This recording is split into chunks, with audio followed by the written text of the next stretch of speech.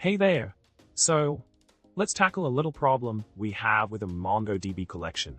We have a bunch of documents, all structured similarly, but we need to make some updates to them. Specifically, we want to copy the name property from each item in the site contents array into a new property called SPOSegment. Sounds like a job for some MongoDB magic, right?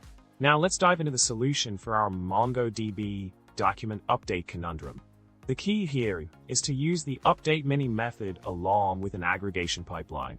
By crafting the pipeline just right, we can map over the site contents array, merging each item with a new property SPOSegment that takes the value of the name property.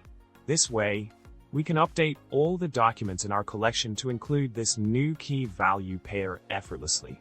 In summary, we've successfully found a way to update our MongoDB documents by leveraging the updateMany method in an aggregation pipeline. By mapping over the array and merging the existing properties with the new SPOSegment, we've achieved our goal of adding a new key value pair to each document. And there you have it. Problem solved. MongoDB updated. Thanks for tuning in. Don't forget to subscribe, like, and comment with your thoughts. Happy coding, folks!